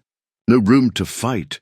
The passage began to descend, growing steeper, and Elijah's boots slipped on loose rock more than once. Then Keeper stopped again, this time without growling, and Elijah's outstretched hand found empty space ahead, another chamber or a drop. Impossible to tell in the dark. He fumbled for the tin of matches in his pocket, struck one carefully. The small flame revealed they'd emerged into an old mine shaft, timber supports rotting with age, tool marks on the walls and scattered on the ground, boxes of equipment left behind by whoever had worked this place decades ago. And in the corner, partially buried under fallen rock, were wooden crates marked with faded lettering, explosives, handled with care. Dynamite, Elijah said as the match burned down to his fingers, and he dropped it. Old dynamite. Maybe 20, 30 years. That's not good, Sarah said. Old dynamite sweats nitroglycerin. Could explode if you look at it wrong, or it could be our only advantage. Elijah struck another match and moved carefully to the crates. Most were damaged, their contents degraded beyond use, but one box had been better protected under an overhang. Inside were 5 sticks of dynamite, their paper wrapping stained but still intact, and a coil of fuse line that looked reasonably sound. The voices behind them were getting closer, echoing through the passage they'd just exited. "No more than 5 minutes away, maybe less. We can't stay here," Sarah said. "But we can't outrun them either. This shaft has to go somewhere.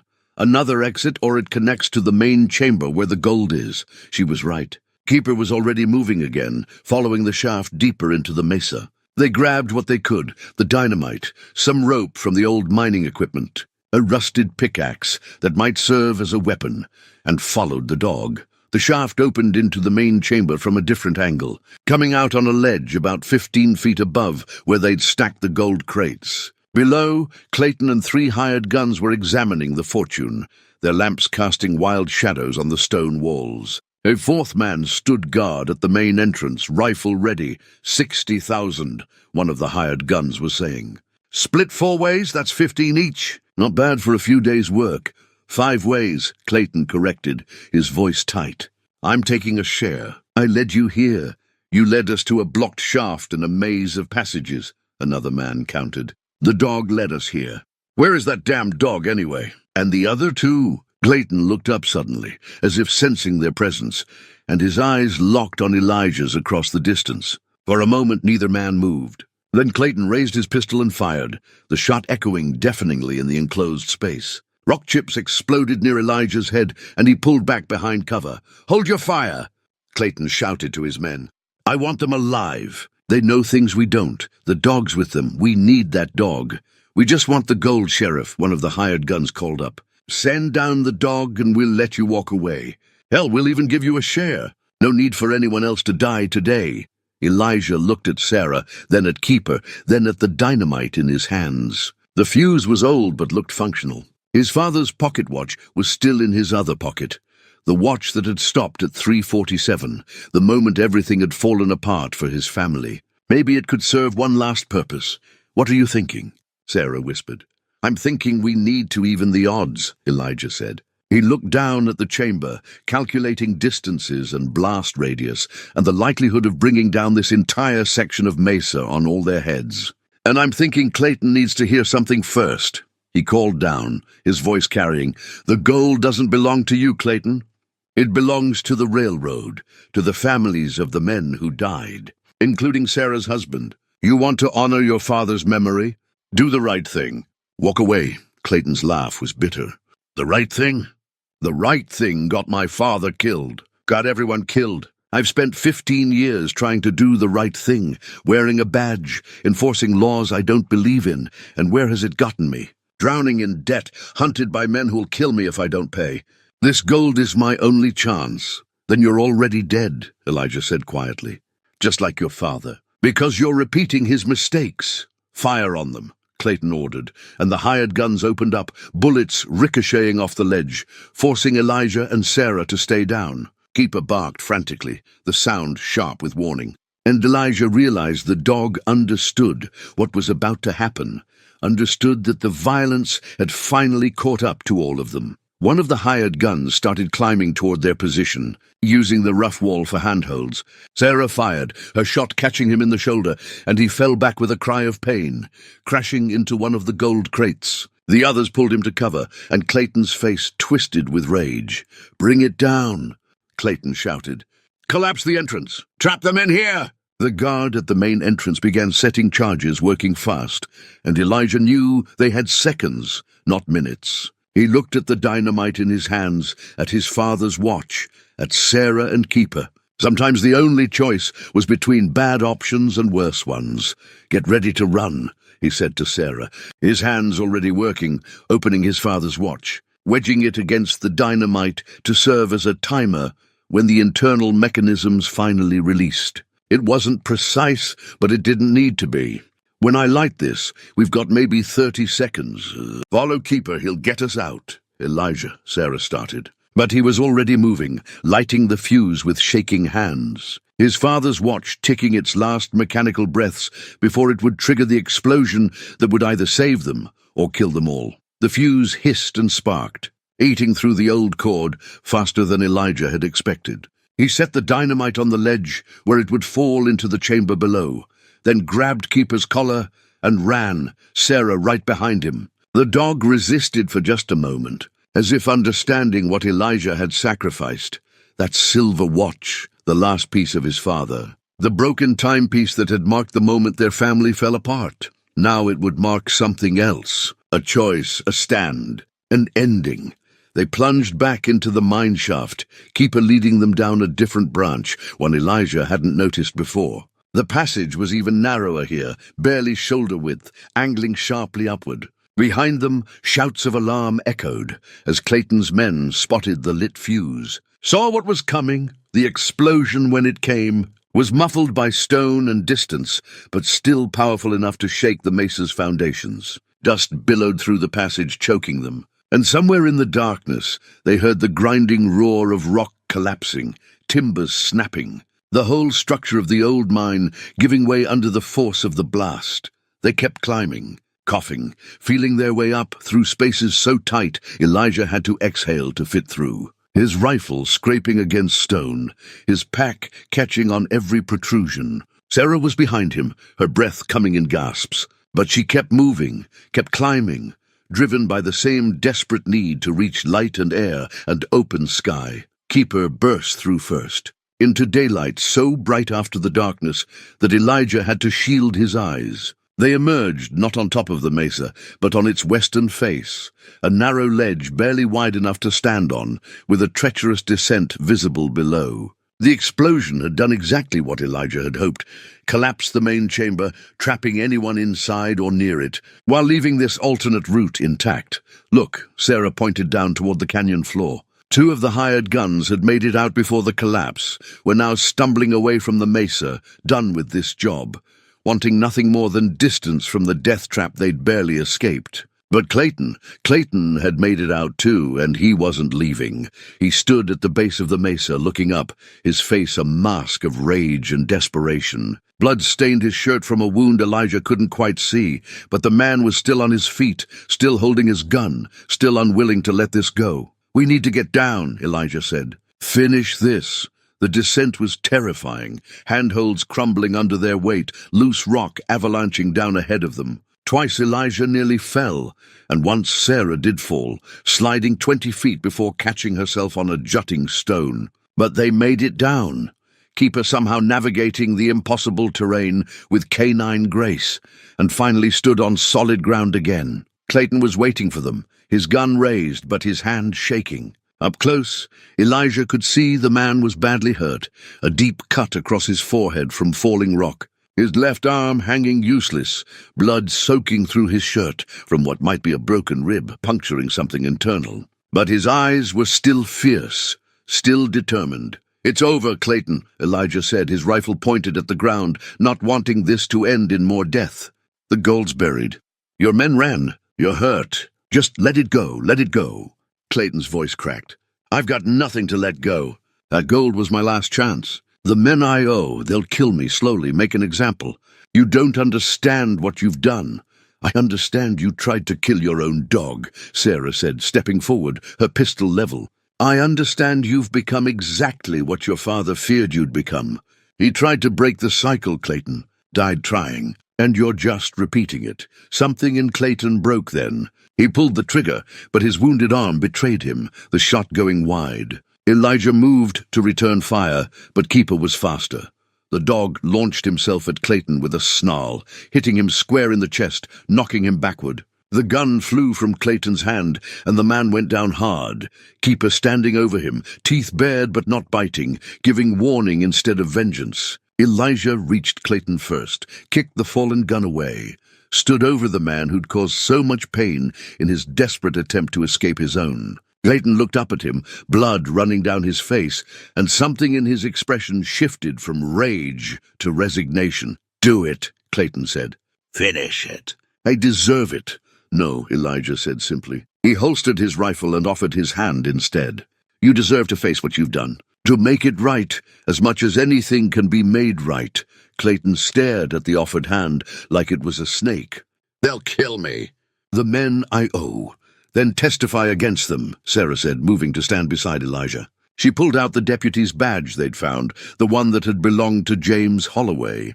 This man tried to do the right thing, even when it cost him everything. "You can honor that. Honor your father's last attempt to change." or you can die out here in the dirt like every other outlaw who chose greed over redemption."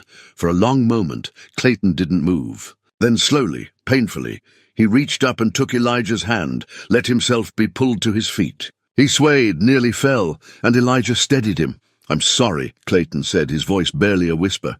"For the dog. For everything. I'm sorry."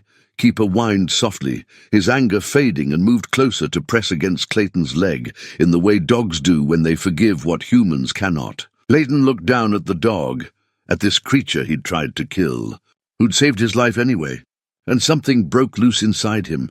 Years of pretending, of running, of trying to be something he wasn't.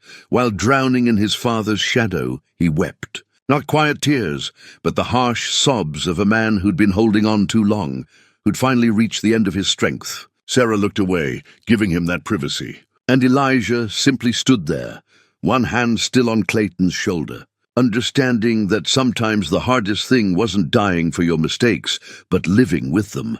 When Clayton could finally speak again, his voice was raw. "The gold! It's still there under all that rock. It'll keep," Elijah said. "We know where it is now. The right people can dig it out, return it to who it belongs to. Including your father's share, there should be something set aside for you. Legitimate money, earned by helping recover what was stolen." "I don't deserve—" "Doesn't matter what you deserve," Sarah interrupted. "Matters what you choose to do now. Holloway's badge is going to the territorial marshal, along with his letters and the truth about what happened 15 years ago. You're going with us. You're going to tell them everything. About your father, about the gang, about the corruption. And then you're going to help make sure the families of the men who died get what they're owed." Clayton nodded slowly, accepting the weight of it. Accepting that survival came with a price, and that price was facing the truth instead of running from it. They walked away from Rattlesnake Mesa together as the sun began its descent toward evening.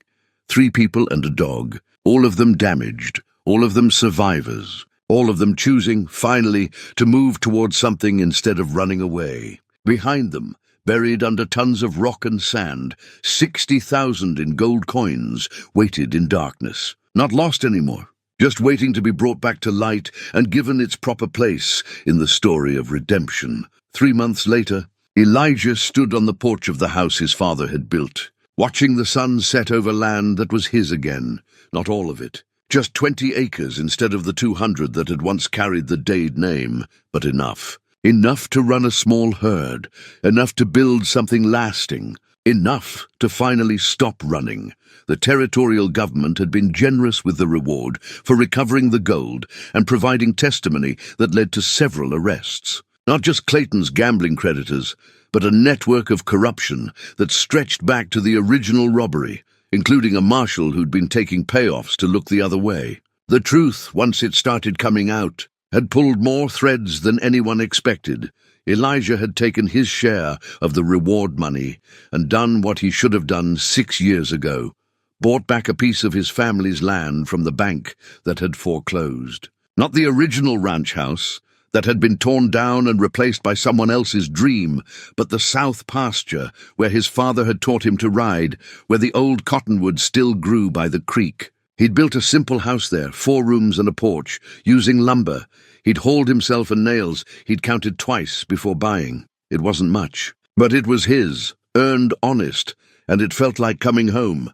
Keeper lay at his feet, the dog's muzzle grey now with age that had been hidden by malnutrition before. 3 months of regular meals and safety had transformed him from the half-dead creature Elijah had pulled from that buried chest into something resembling the working dog he'd been meant to be. He still had nightmares sometimes. Elijah would wake to find Keeper whimpering in his sleep, paws twitching, reliving whatever horrors he'd witnessed 15 years ago. But the nightmares were growing less frequent, and the peace was settling in deeper.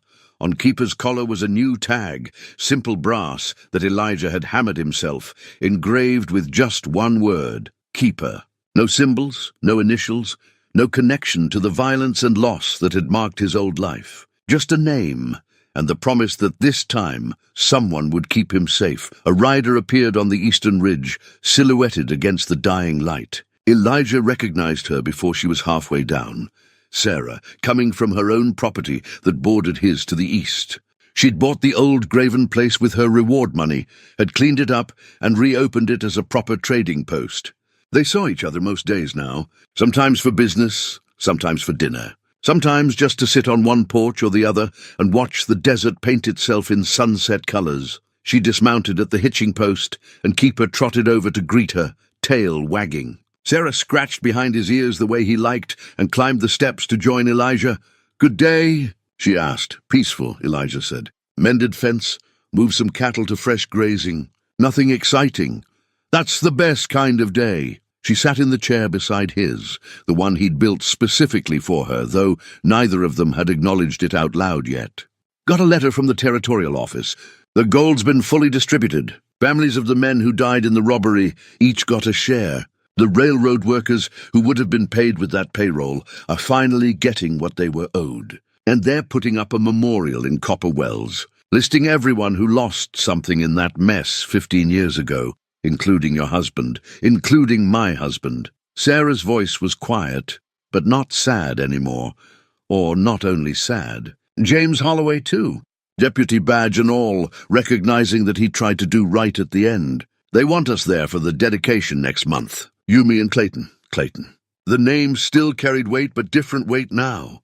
Clayton Reed had pleaded guilty to attempted murder and various other charges, but his cooperation in exposing the larger corruption had earned him consideration. He was serving time in territorial prison, but minimum sentence, and working with the authorities to root out the last remnants of the criminal network his father's gang had been part of. Elijah had received one letter from him, brief and formal, but beneath the stiff language there'd been something real. Gratitude, maybe, or the first shoots of genuine change. "We'll go," Elijah said. "It's important." They sat in comfortable silence as the sky deepened from orange to purple to the first star-pricked darkness. Keeper had settled between their chairs, content, and Sarah's hand had found its way to rest on the porch railing near Elijah's. Not quite touching, but close enough to feel the warmth. "You ever think about what would have happened if you'd walked past that chest?" Sarah asked. "If you'd seen it and just kept going?" "Every day," Elijah admitted. "I'd probably still be drifting, still squatting in abandoned buildings, still running from everything I'd lost. The dog saved me, not the other way around. He gave me a reason to stop running. I think you saved each other," Sarah said softly. "That's how the best things work. Not one person rescuing another, but two people choosing to hold on together." Elijah looked at her, at this woman who'd tracked him across the desert for her own reasons, who'd stood beside him when bullets flew, who'd chosen the hard right over the easy wrong. He thought about his mother's embroidered blanket with its running horses, about his father's broken watch that had given its last function to save their lives, about all the things he'd carried and all the things he'd let go. "Sarah," he said carefully, feeling his way through words that mattered.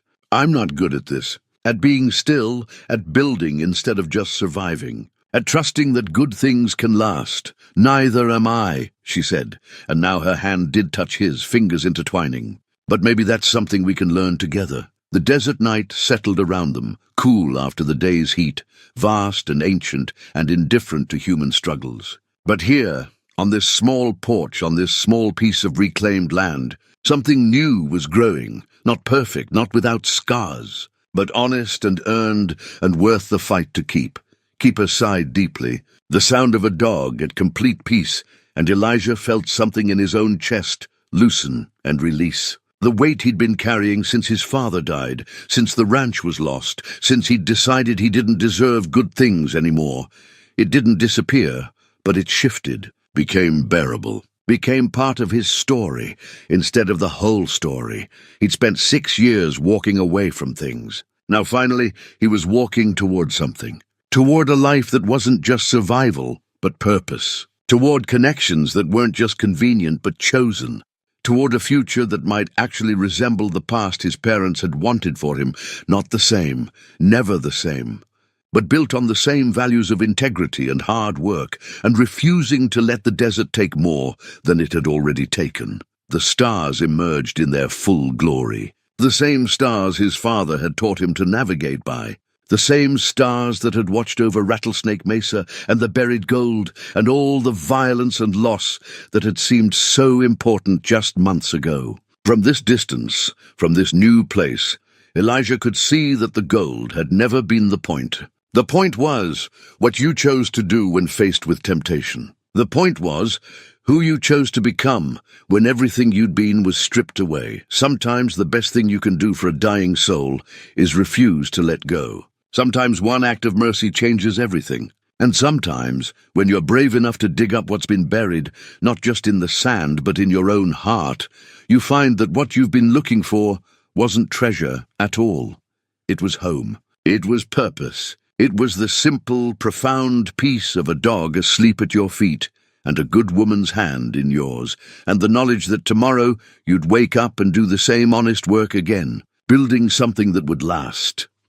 Elijah Dade had been a broke cowboy with nothing but dust in his pockets and regret in his heart, wandering the Mojave Desert with no place to call home. Now he was something else entirely, a man with a dog, a piece of land, a purpose, and the hard-won understanding that sometimes you had to lose everything before you could find what really mattered. The sunset faded to darkness. The air cooled, and Keeper's breathing fell into the deep rhythm of dreams that were peaceful now. Finally peaceful, and Elijah sat on his porch, Sarah's hand in his, and watched the stars and felt, for the first time in longer than he could remember, that he was exactly where he was meant to be.